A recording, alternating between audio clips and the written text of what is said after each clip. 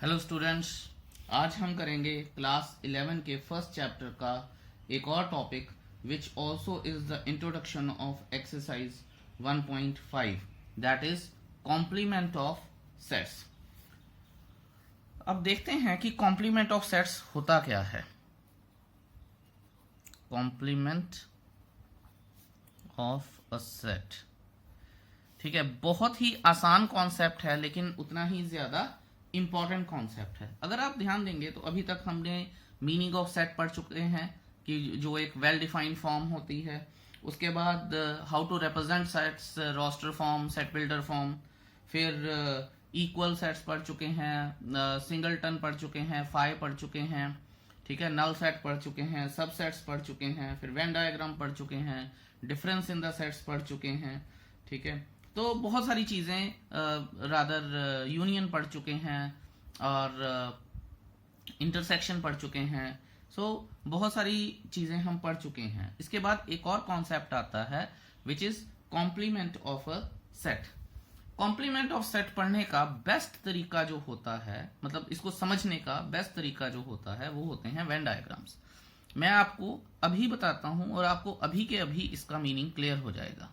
देखते हैं, ये देखिए कि मान लीजिए मेरे पास एक यूनिवर्सल सेट है। ध्यान रखेंगे हम कि यूनिवर्सल सेट किसी भी कॉन्टेक्स्ट में हो सकता है, किसी भी तरीके से बोला जा सकता है, ठीक है। अगर मान लीजिए मैं पॉजिटिव इंटीजर्स का नाम लेता हूं तो इसका यूनिवर्सल सेट जो है पॉजिटिव इंटीजर्स भी हो सकता है, नेचुरल नंबर्स भी हो सकता है। सो आप थोड़ा सा सोच के चलिएगा कि वैसे तो ये नॉर्मली चीज क्लियर हो जाती है, इतना कोई फर्स्ट रहता नहीं है। हाउएवर, मान लीजिए ये मेरे पास एक यूनिवर्सल सेट है। इसके बाद मैं एक एग्जांपल देके इसको क्लियर कर दूंगा। और इसके अंदर एक, क्योंकि यूनिवर्सल बड़ा सेट होता है, उसके अंदर एक सेट है मेरे पास ए। अब ए का कॉम्प्लीमेंट क्या है? ए का कॉम्प्लीमेंट है जो ए में नहीं है। इसका मतलब ये सारा कुछ जो है वो ए कॉम्प्लीमेंट है और ए कॉम्प्लीमेंट इस डैश से रिप्रेजेंट किया जाता है।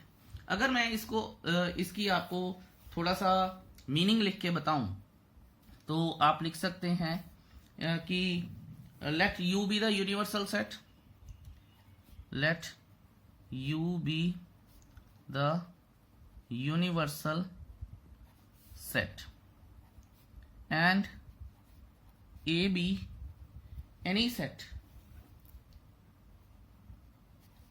any set which is a subset of U। ठीक है, आई होप आपको ये चीज क्लियर हुई होगी कि A एक ऐसा सेट है जो U का ही सबसेट है, ठीक है। देन यहां लिखता हूं मैं, then complement set of set A is all the elements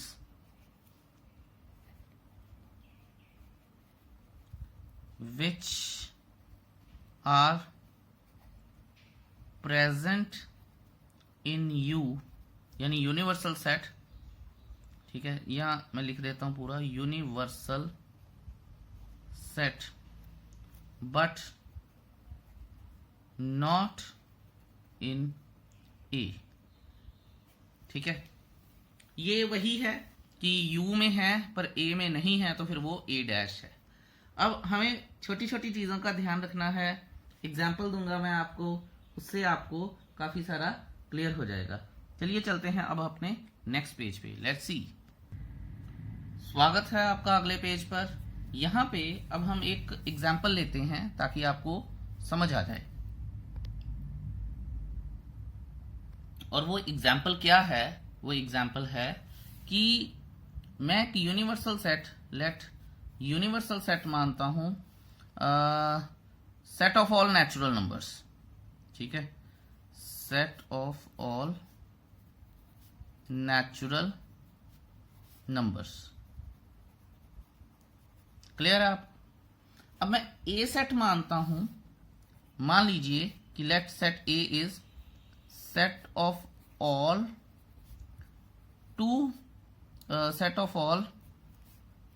natural numbers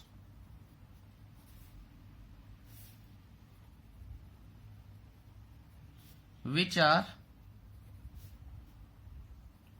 more than 1 digit। ठीक है, तो जो सेट ए है वो ऐसे नंबर्स का सेट है जो मोर देन यानी 2, 3, 4 कुछ भी हो सकता है, और सेट जो यूनिवर्सल सेट है वो नेचुरल नंबर्स का सेट है। अब आप ये देखिए कि अगर मैं नेचुरल नंबर्स लिखूं तो वो 1 से लिखने शुरू करूंगा, और जो मुझे ए सेट लिखना है वो शुरू होगा 10 से। इसका मतलब क्या है? इसका मतलब ए कॉम्प्लीमेंट क्या है? ए कॉम्प्लीमेंट होता है कि जो ए में नहीं है और ए में नहीं है और यू में है वो क्या है? वो 1, 2, 3, 4, 5, 6, 7, 8, 9, दैट्स इट। ठीक है, सो हम यहां पे बता सकते हैं कि therefore A dash is U minus A होगा, और यू माइनस ए क्या होगा? 1, 2, 3, 4, 5, 6, 7, 8, 9। अब मैं आपको इसके ऊपर कुछ इंपॉर्टेंट चीजें बतानी चाहूंगा, वो आप ध्यान में रखिएगा। पहली बात कि इसको सेट बिल्डर फॉर्म पे कैसे लिखा जा सकता है। ठीक है, हमें पता होना चाहिए कि इस सारे को सेट बिल्डर फॉर्म में कैसे लिखा जा सकता है। अब ए डैश को मैं सेट बिल्डर फॉर्म में लिखूंगा x such that x belongs to u, all the values of x such that x belongs to u, and I hope कि आप ये चीज भूले नहीं हैं, where x does not belong to a। ये है हमारा तरीका जो कॉम्प्लीमेंट ऑफ अ सेट को लिखने का है।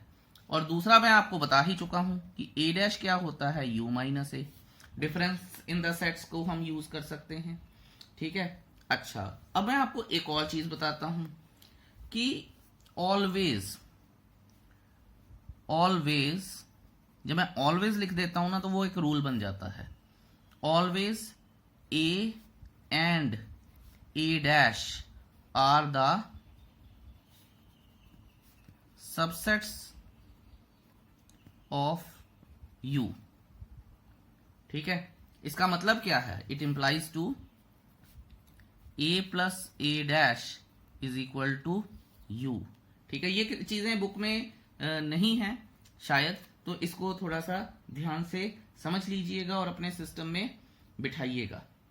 अच्छा, अब हम कुछ रूल्स कर लेते हैं, उसके बाद हम क्वेश्चंस करेंगे तो आपको पता चल जाएगा। अच्छा जी, अब मैं आपको कुछ प्रॉपर्टीज करवा देता हूं। Properties of complement sets. पहली प्रॉपर्टी जो कि कॉम्प्लीमेंट लॉ होता है, A plus A dash, sorry I should write like this, A union A dash is equal to U, और यहां भी मुझे यूनियन लिखना चाहिए। A union A dash is equal to U. दूसरी प्रॉपर्टी मेरे पास क्या है? A intersection A dash is equal to 5। अगर आप ये देखिए कि ये मेरा एक यूनिवर्सल सेट है, ये ए सेट है, ये ए कॉम्प्लीमेंट है, तो दोनों में कॉमन क्या है? कुछ भी नहीं, तभी तो वो कॉम्प्लीमेंट बना है। तो हमेशा से ये क्या होता है? A intersection A dash is equal to 5। अब हम कर लेते हैं कुछ डी मॉर्गन्स लॉ कर लेते हैं, इनको ध्यान में रखिएगा, और ये जो चीजें करवा रहा हूं ये इंपॉर्टेंट हैं। तो A union B dash is equal to A dash intersection B dash. ठीक है जी।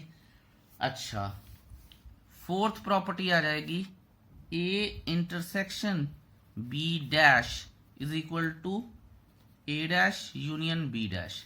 ये मैं आपको वेन डायग्राम की हेल्प से इसलिए नहीं करवा रहा हूं क्योंकि एक्सरसाइज 1.5 में इसके ऊपर बेस्ड क्वेश्चन है, जब आप वो करेंगे तो आपको वो क्लियर भी होगा।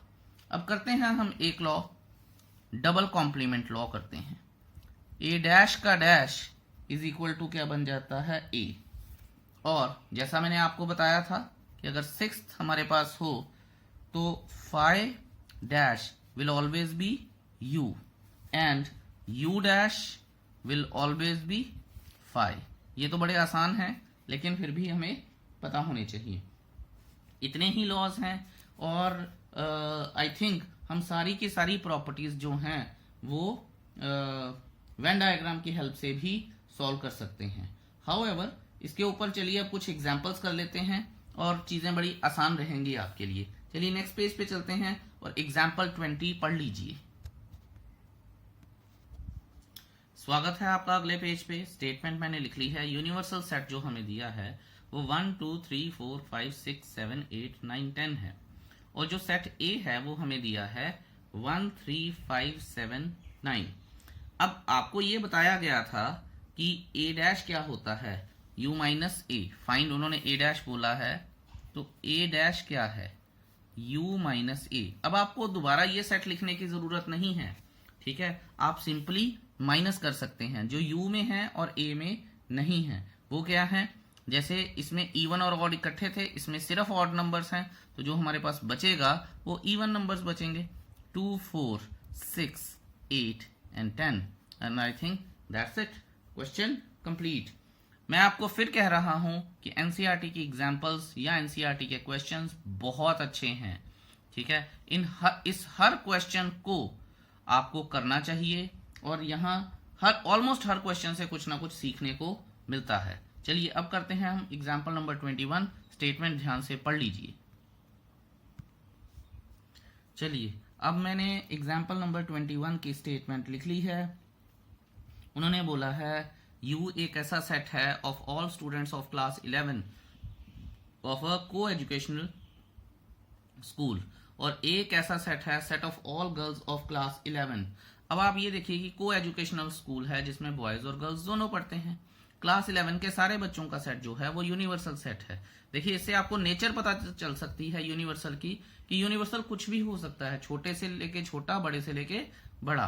अब अगर हमें ए डैश निकालना है तो सारे बच्चों में से सारी लड़कियां निकाल दी तो क्या बचेगा मेरे पास, मेरे पास बचेगा set of all boys in the class, set of all boys in the class. और आप इससे ये भी देखिए कि A union A dash girls union boys is equal to all the boys in the class. I hope कि आपको ये क्लियर है। चलिए अगली एग्जाम्पल करते हैं and that's an important one. चलिए जी, क्वेश्चन की स्टेटमेंट मैंने लिख ली है। यूनिवर्सल सेट दिया है मुझे 1 2 3 4 5 6। ए जो दिया है वो दिया है मुझे 2 and 3 और बी जो दिया है 3, 4, 5। क्वेश्चन थोड़ा लंबा है। उसने बोला है फाइंड ए कॉम्प्लीमेंट, फिर बोला है बी कॉम्प्लीमेंट भी ढूंढ दो, फिर बोला है A complement union B complement और A complement intersection B complement भी ढूंढ दो। उसके बाद ये भी बोला है कि A union B whole complement is equal to A complement intersection B complement, ये भी उसको करके दिखाना है। तो चलिए करते हैं क्वेश्चन शुरू। सबसे पहले क्योंकि ये मेरे पास यूनिवर्सल सेट है, ये मेरे पास ए है, एक पर्टिकुलर सेट है, तो मैं ए डैश निकाल लूंगा। ए डैश क्या है, 2 और 3 हट जाएंगे, बाकी जो बचेगा वो मेरे पास आ जाएगा 1 4 5 6। इसी तरह से मैं बी डैश निकाल लेता हूं, 3 4 5 हट जाएंगे, 3 4 5, और जो बाकी बचेगा वो मेरे पास कॉम्प्लीमेंट है। 3 4 5 हट गए, सो 1 2 6 आ गए। अब मुझे क्या करना है, अब मुझे निकालना है ए डैश इंटरसेक्शन बी डैश। ठीक है जी, देख लेते हैं। हमारे पास डैश क्या है, इंटरसेक्शन का मतलब कॉमन, ठीक है। 6 common, 1 common and nothing else is common, 1 and 6। So I hope ये चीज आपको क्लियर है। अब हम करेंगे ए यूनियन बी, ठीक है, क्योंकि मुझे क्या निकालना है, उन्होंने दिया था ए यूनियन बी निकालने के लिए बोला है। ए यूनियन बी निकाल लेते हैं। ये देखिए ए यूनियन बी यानी इसको और इसको इकट्ठा करूंगा और कॉमन एलिमेंट्स को एक बार लिखूंगा तो ए यूनियन बी आ जाएगा, 2 3 4 and 5। और अब अगर मुझे इसका होल कॉम्प्लीमेंट निकालना है तो मुझे यूनिवर्सल के साथ कंपेयर करना पड़ेगा इसे, ठीक है। ये एलिमेंट्स इसका मतलब नहीं आएंगे तो फिर क्या आएगा, फिर जो बाकी बचे हैं वो आएंगे। ये देखिए 2 3 4 5 नहीं आएंगे, 2 3 4 5 नहीं आएंगे तो क्या बचेगा, 1 और 6 ही तो बचेगा। सो 1,6 आ गया। अब आप ये देखिए कि 1 और 2, फिर मैं यहां लिख सकता हूं फ्रॉम 1 एंड 2। अगर मेरे पास ये है तो मैं यहां से ये भी लिख सकता हूं कि A union B dash is equal to A complement intersection B complement.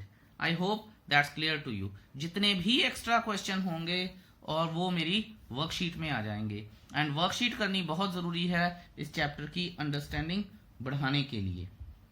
जिस तरह से मैंने ये रिजल्ट प्रूव किया है, आप ये इस क्वेश्चन का पार्ट नहीं है, पर मैं सिर्फ आपको बता रहा हूं कि आप ये भी प्रूव कर सकते हैं कि A dash union B dash is equal to A intersection B का होल कॉम्प्लीमेंट।